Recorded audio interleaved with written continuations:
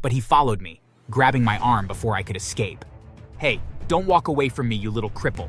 You think you can just ignore me? Didn't you hear how much of an eyesore that you are?" "I'm sorry. There's nothing I can do, though. I was born this way. I'm sorry that I'm such a burden to you and Mom." "Damn right, you're sorry. You're the sorriest excuse for a son anyone could have." It went on like that for years. My mother wasn't any kinder. Every time I'd try to do something, make friends, join a club, anything to feel normal, she'd tear me down. You're wasting your time. No one wants a freak around. Do you know how embarrassing it is for me to have to explain you to people? Their words echoed in my head. "Hi, my name is Daniel, and my parents are horrible people. They have always been cruel to me, and for nothing that I could even change. My parents, Donna and Frank, had made it clear from an early age that I was nothing but a disappointment to them. The issue was my leg. When I was born, it didn't develop quite right, and I was left with a noticeable limp. No one really knew what caused it, whether it was something hereditary or just random bad luck. It made everything harder, walking, running, even just standing still. I wore braces on my leg until I was 13, and even then, the limp never went away. That limp became the focal point of my parents' scorn. They made sure to remind me every day of how I wasn't like normal kids. It wasn't just the constant insults, though those were bad enough. It was the way they looked at me, like I was a stain they couldn't wash out.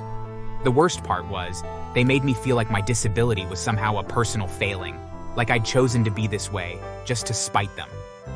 One of my earliest memories is of my mother looking down at me, her face twisted with disgust. I must have been about 5, struggling to keep up with her as she walked quickly down the sidewalk. You're so slow, Daniel. Why can't you be like the other kids? You look like a freak. "I'm sorry, Mama. I'm trying." Don't call me that. It's embarrassing when you call me that. Stop it. The words cut deep, even back then. I didn't know what I'd done wrong, only that something about me seemed to bother her in a way I couldn't understand. As I got older, it didn't get any better. One summer afternoon, I was sitting on the porch steps, trying to avoid them. I had spent the day out, hiding in the park, reading a book to escape. But as soon as I got home, Dad was waiting for me. "You're gonna have to be faster than that if you want to run away. Though, I'm not sure anyone else would want you anyway." I wasn't trying to run away. I was just reading a book in the park. "Ugh, well that's a shame.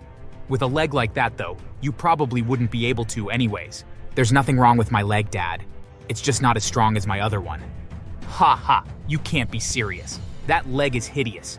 When we go out in public, people stare at us like we belong in a circus because of it." I kept my head down, forcing myself not to react. I'd learned early on that any response just made things worse. Instead, I pushed past him, trying to make it to my room without saying a word. But he followed me, grabbing my arm before I could escape. "Hey, don't walk away from me, you little cripple. You think you can just ignore me? Didn't you hear how much of an eyesore that you are?" "I'm sorry. There's nothing I can do, though. I was born this way. I'm sorry that I'm such a burden to you and Mom." "Damn right, you're sorry. You're the sorriest excuse for a son anyone could have." It went on like that for years. My mother wasn't any kinder. Every time I'd try to do something, make friends, join a club, anything to feel normal, she'd tear me down.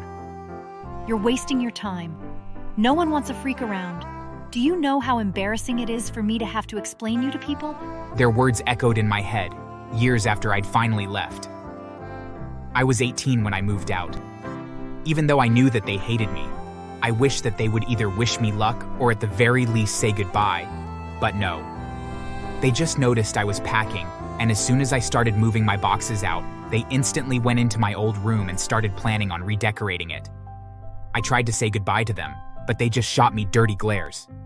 It wasn't easy living on my own, but because of my disability, I was able to get some government assistance. Sadly, it took me until my late 20s to realize I could actually cut them out of my life entirely. I'd done well for myself by then, managed to go to college, get a job, and build a life. I had my own small business, a circle of friends who treated me like family, and for the first time, I felt like I was worth something. I hadn't spoken to my parents in years when they showed up at my door one morning. I hadn't even known they'd still be living in town. I'd never given them my address, never expected them to try to find me. But there they were, looking older, weaker, and for once, desperate. Daniel, it's so good to see you. Your father and I need to talk to you. I didn't respond right away. I just stared at them, feeling a strange mix of anger and satisfaction. Here they were, after all those years of pushing me away, needing something from me. They must have sensed my hesitation, because Dad spoke up, his voice gruff and strained. We're in a pretty difficult situation, Danny. We made some investing choices that didn't pan out, and we are hurting for money, and we heard that you are doing well for yourself. I'm sorry to hear that. But how does that concern me, really? We need help. We don't have anyone else. We didn't have anyone else to turn to. Did you try to reach out to the rest of the family? Surely you have someone else who can help you. There isn't anyone else. We don't have anyone else. I wasn't surprised, to be honest. Both my parents had siblings, and I had several cousins that had all done as good as myself, or better.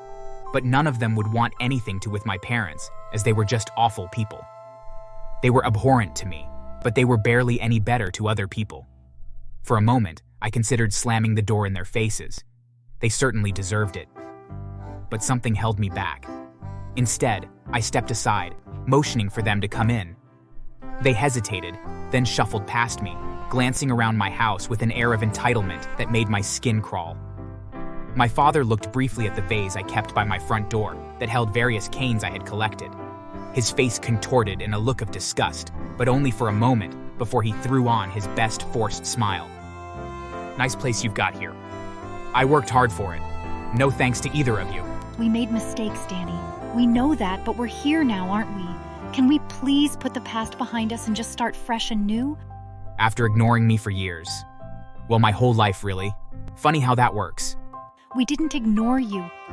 Yes, you did. You never once reached out to see how I was doing, not in all these years. The only reason you're here now is because you want something. Most parents would have checked in once in a while on their children to make sure they were doing okay. You didn't so much as see if I was alive. She opened her mouth, but no words came out.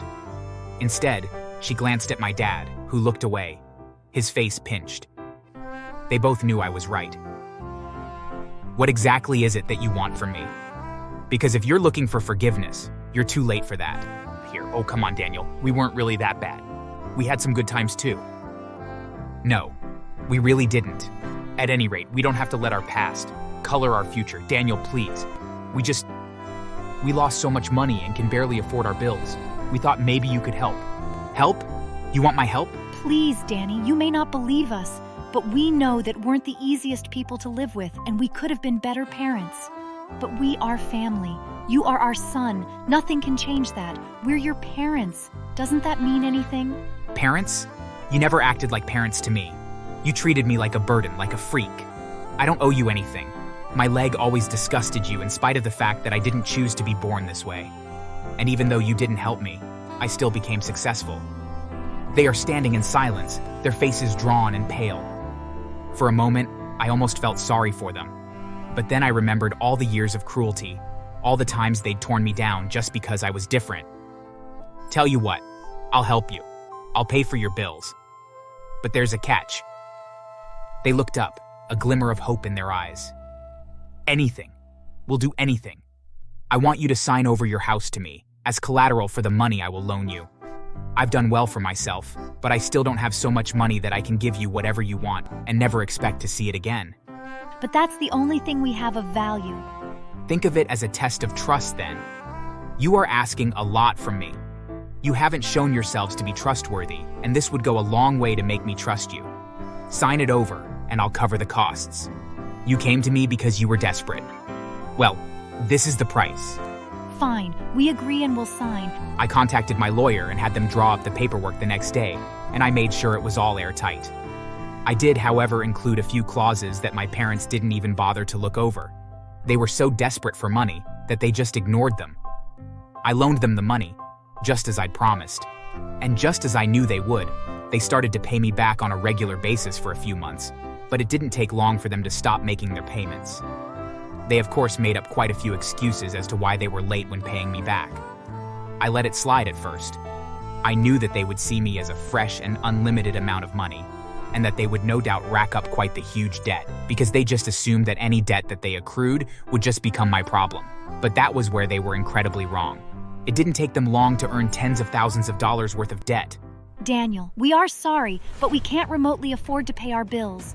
Could you please make yourself useful and take care of them? Why should I? Because it's the only thing that you're good for. It's not like any woman would be interested in such a weak man. Since you don't have kids, you may as well help us more. Or I could just cut my losses and demand my debts paid. What nonsense are you talking about? You see, among the things that my parents overlooked had clauses that protected me. I was listed as their primary payee. Basically, it meant that I had loaned them money, and that they had sworn that if they could not pay off their debt to me, that I would then outright own their house as collateral. The next day, I went to my lawyer and had them begin the proceedings to collect on my parents' debt. I showed that they were several months behind on their payments, and the court approved that they had reneged on the contract I had them sign. Once my parents understood what was happening, they begged me to not take their house, but I ignored them and took possession and kicked them out. I had to have the police actually remove them from the house. Once they were out, I hired a crew to bulldoze the house. My parents tried their best to get the demolition crew to not destroy their house, but they worked for me, and I threatened to call the police again if they didn't allow the workers to do their jobs. My parents watched in horror as their house was leveled and reduced to splinters. After that, they never contacted me again. I ended up selling the now empty lot and made a very decent amount of money from the sale. I did keep a small chunk of wood from the demolished house as a reminder. Whenever I'm feeling down, I hold the chunk of wood and feel empowered, using it as a reminder that no matter how dark or hopeless things get, that I'm not weak. When push comes to shove, I can always rise to the occasion. As for my parents, they ended up sleeping on the streets because no family member wanted to help them. They were awful people. As for me, I met a girl who loves me for who I am, and I'm feeling pretty hopeful for a great future with her and starting a family together. Thanks for watching. Make sure to subscribe and leave a comment down below saying I subscribed, and we will try our best to reply to your comment.